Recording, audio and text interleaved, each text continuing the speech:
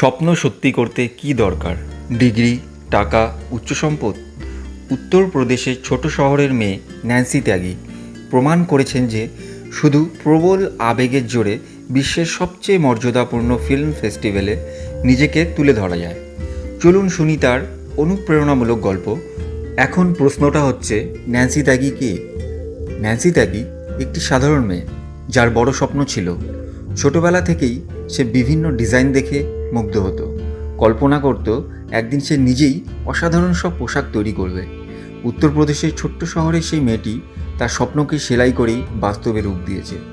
যখন লকডাউন তার ইউপিএসসি স্বপ্নকে থামিয়ে দিল, তখন সেই ছোট্ট শহরের মেয়েটি তার হৃদয়ের ডাকে সাড়া দিয়ে ড্রেস ডিজাইনিংয়ের পথে পা বাড়াল। ছোটোবেলার ন্যান্সি যা পেত তা দিয়েই খেলতে ভালোবাসত। তার খেলার সাথীরা যখন পুতুল দিয়ে খেলতো, তখন সে পুরনো কাপড়ের টুকরো দিয়ে পুতুলের পোশাক বানাতো। বড় হওয়ার পরও এই সৃজনশীলতা তার মন থেকে হারিয়ে যায়নি। স্কুলের পড়াশোনার ফাঁকে সে ফ্যাশন ম্যাগাজিন পড়তো, ডিজাইনিং শিখত ইউটিউব ভিডিও দেখে। লকডাউনে তার ইউপিএসসি প্রস্তুতি যখন থেমে গেল, সেই অবসরে সে নতুন করে ভাবতে লাগলো। তার আবেগের জায়গা ফ্যাশন ডিজাইনিং তাকে আবার ডাক দিল। মায়ের পুরনো সেলাই মেশিনটা বের করে সে নতুন যাত্রা শুরু করলো। প্রতিদিন নতুন নতুন ডিজাইনিং তৈরি করা, সেই ডিজাইনগুলো সোশ্যাল মিডিয়ায় শেয়ার করা, এইভাবেই তার নতুন পথ চলা শুরু হলো। ন্যান্সির যাত্রা কখনোই সহজ ছিল না। প্রথম দিকে সোশ্যাল মিডিয়ায় ট্রোল, বডি শেমিং এবং নেতিবাচক মন্তব্য সব কিছুর সম্মুখীন হতে হয়েছিল তাকে। কিন্তু সেই ছোট্ট মেয়েটি হার মানেনি। প্রতিদিনের চ্যালেঞ্জ, রাতের পর রাত পরিশ্রম তাকে আজকে ন্যান্সি ত্যাগী বানিয়েছে। আলিয়া ভাট, দীপিকা পাডুকোনের মতো অভিনেত্রীদের জন্য পোশাক তৈরি করতে সক্ষম হয়েছে সে আজকে। কানসের রেড কার্পেটে দাঁড়িয়ে ন্যান্সি যখন হিন্দিতে মিডিয়ার সাথে কথা বলল, তখন শুধু সে নিজেই নয়, পুরো ভারত গর্বিত হলো। যেখানে অনেকেই ইংরেজিতে সাবলীলভাবে কথা বলতে না পারার জন্য লজ্জিত বোধ করে, সেখানে ন্যান্সি তার মাতৃভাষা হিন্দিতে কথা বলে সকলকে প্রেরণা জুগিয়েছে। তার হিন্দিতে কথা বলার সাহস এবং আত্মবিশ্বাস অনেককে প্রভাবিত। ন্যান্সি ত্যাগীর জন্য কানসের রেড কার্পেটে হাঁটা ছিল শুধু শুরু। কানসে আবারও উপস্থিত হয়েছিলেন তিনি, এবং এবার শাড়ির গাউনে।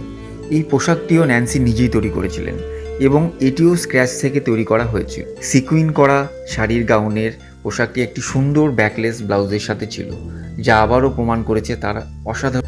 ন্যান্সির এই যাত্রা যেন একটি ফিল্মি কাহিনী, ছোট্ট শহরের মেয়ে থেকে আন্তর্জাতিক ফ্যাশনে প্রভাবশালী হওয়ার গল্প। তার আবেগ, কঠোর পরিশ্রম এবং দৃঢ়তা তাকে যেখানে পৌঁছেছে তা আমাদের সকলের জন্য একটি অনুপ্রেরণা। ন্যান্সির ভবিষ্যৎ পরিকল্পনা নিয়ে জানতে চাইলে তিনি জানান যে তিনি আরও ফ্যাশন ডিজাইনিং এবং আন্তর্জাতিক প্ল্যাটফর্মে কাজ করতে চান। তিনি তরুণ ডিজাইনারদের জন্য একটি প্রশিক্ষণ কেন্দ্র স্থাপন করার ইচ্ছা প্রকাশ করেছেন, যেখানে তিনি নিজের শেখা এবং অভিজ্ঞতা শেয়ার করতে পারবেন।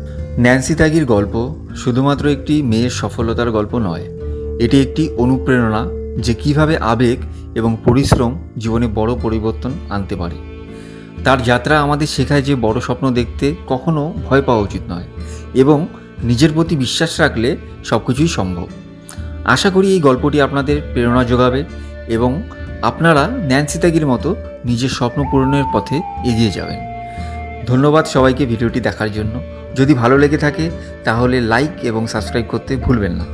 মন্তব্যে আপনার মতামত অবশ্যই জানাবেন এবং এই রকম অনুপ্রেরণামূলক গল্পের জন্য আমাদের সাথে থাকুন।